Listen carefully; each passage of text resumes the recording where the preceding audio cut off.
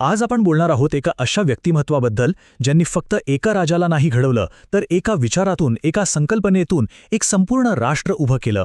हो, आपण बोलतोय राष्ट्रमाता जिजाबाईंबद्दल, स्वराज्याच्या खऱ्या शिल्पकार.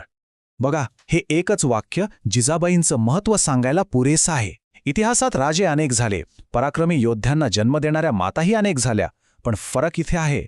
जिजाबाईंनी फक्त एका योद्ध्याला जन्म दिला नाही, तर त्यांनी एका संपूर्ण राष्ट्राच्या विचाराला जन्म दिला. त्यांची नजर फक्त साम्राज्य स्थापन करण्यापुरती नव्हती, नाही, ती एका नव्या विचारधारेची, एका नव्या युगाची सुरुवात होती. जिजाबाई भोसले म्हणजे केवळ एक ऐतिहासिक व्यक्तिमत्व असं म्हणून चालणार नाही. त्या एक विजनरी होत्या, एक दूरदृष्टी असलेल्या नेत्या, ज्यांनी लहानपणापासून परकीय सत्तेचा तो अन्याय, तो जुलूम पाहिला होता आणि मनातल्या मनात त्याविरुद्ध एका विचाराचं बीज पेरलं होतं. जिजाबाईंना हे अगदी स्पष्ट माहीत होतं की नुसत्या तलवारीच्या जोरावर मिळवलेलं राज्य कधीच टिकत नाही. स्वराज्य टिकवायचं असेल तर शस्त्रांपेक्षा काहीतरी जास्त लागणार होतं. त्यांना एक असा राजा घडवायचा होता ज्याची खरी ताकद त्याच्या तलवारीच्या पात्यात नाही, तर त्याच्या डोक्यातल्या विचारांमध्ये असेल. आणि हो, इथेच त्यांच्या संपूर्ण योजनेचं सार दडलेलं आहे. एक असा नेता घडवणं जो केवळ लष्करी ताकदीवर नाही, तर तत्वांवर आणि एका भक्कम विचारधारेच्या पायावर उभा राहील. पण मग प्रश्न हा आहे की हे विचार त्यांनी शिवबाच्या मनात रुजवले तरी कसे? तर त्यासाठी जिजाबाईंनी एक खूप वेगळी, एक अनोखी पद्धत वापरली, कथा सांगण्याची. त्यांनी रामायण आणि महाभारत यांसारख्या महाकाव्यांना फक्त गोष्टी म्हणून नाही सांगितलं, तर त्या गोष्टींना जणू नेतृत्वाचे एक प्रॅक्टिकल टेक्स्टबुक बनवून टाकलं. म्हणजे त्यांनी लहानग्या शिवबाला फक्त शौर्याचेच धडे दिले नाहीत, नाही, त्यांचा अभ्यासक्रम खूपच खोल होता. कसा? तर बघा, भीमासारखं शौर्य हवं, पण त्याचवेळी प्रभू रामासारखी नीतिमत्ताही हवी. आणि यासोबतच एका खऱ्या राजासारखी न्याय करण्याची क्षमता, या तिन्ही गुणांचा संगम घडवून त्या खरं तर स्वराज्याचा पाया रचत होत्या. आणि यावरूनच त्यांच्या शिकवण्याच्या पद्धतीची खोली लक्षात येते. त्यांच्यासाठी रामायण महाभारत म्हणजे निव्वळ कथा नव्हत्या, त्या होत्या स्वराज्याची पाठ्यपुस्तकं. त्यांनी त्या प्राचीन कथांमधली तत्त्व उचलली आणि त्या काळातील संघर्षाशी अशी काही जोडली की शिवबासाठी एक जिवंत, एक चालतं बोलतं गाईड तयार झालं. बरं, मग या सगळ्या प्रशिक्षणाचं अंतिम ध्येय काय होतं? एकच शब्द, स्वराज्य.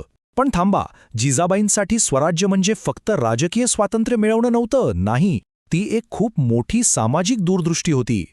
त्यांची स्वराज्याची कल्पनाच मुळात क्रांतिकारी होती. स्वराज्य म्हणजे काय? सिंहासन? सत्ता? अजिबात नाही. स्वराज्य म्हणजे सामान्य माणसाचा सन्मान, त्याचा आदर. हे फक्त सत्ता बदलणं नव्हतं, तर संपूर्ण व्यवस्था बदलणं होतं, जिथे रयतेचं, सामान्य माणसाचं हित सर्वात वर असेल. त्यांनी एक स्वप्न पाहिलं होतं, एका अशा राज्याचं जिथे शेतकरी, स्त्रिया, प्रत्येक सामान्य नागरिक सन्मानाने आणि सुरक्षितपणे जगू शकेल. स्वराज्य म्हणजे रयतेचं राज्य, ही जी संकल्पना आहे ना, ती खऱ्या अर्थाने जिजाबाईंनीच रुजवली. इथे एक महत्त्वाचा प्रश्न उभा राहतो. आपण जिजाबाईंना केवळ राजमाता म्हणजे राजाची आई असं का म्हणत नाही? आपण त्यांना राष्ट्रमाता का म्हणतो?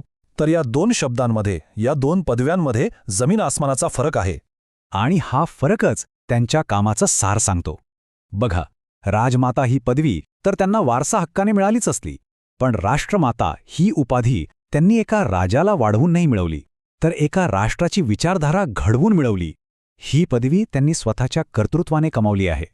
अगदी सोप्या शब्दांत सांगायचं तर त्यांनी फक्त एका मुलाला वाढवलं नाही, त्यांनी एक राष्ट्र घडवलं. एका पिढीच्या मनात स्वराज्याचे विचार पेरले, म्हणून त्या राष्ट्रमाता. पण जिजाबाईंची ही गोष्ट फक्त इतिहासाच्या पुस्तकांपुरती मर्यादित नाहीये. त्यांच्या नेतृत्वातून आजसुद्धा आपल्याला खूप काही शिकायला मिळतं. त्यांचा हा वारसा आजच्या काळातही इतका महत्त्वाचा का वाटतो? त्यांची ती आढळ दूरदृष्टी, ते नैतिक धैर्य, कमालीचा संयम आणि चिकाटी, आणि तो निस्वार्थ त्याग, हेच तर ते खांब होते ज्यांच्या बळावर त्यांनी अत्यंत कठीण परिस्थितीत सुद्धा स्वराज्याचं स्वप्न जिवंत ठेवलं. त्यांचं आयुष्य म्हणजे नेतृत्वाचा एक असा आदर्श आहे जो आजही तितकाच खरा वाटतो, तितकाच महत्त्वाचा वाटतो. आणि शेवटी हाच प्रश्न आपल्यासमोर उभा राहतो. जिजाबाईंची ही कथा आपल्याला विचार करायला लावते की आजच्या काळात जर महान नेतृत्व घडवायचं असेल तर नेमक्या कोणत्या तत्वांची गरज आहे. त्यांचा वारसा हा फक्त इतिहासाचा एक भाग नाही, तो आजही आपल्या सगळ्यांसाठी एक प्रेरणास्त्रोत आहे.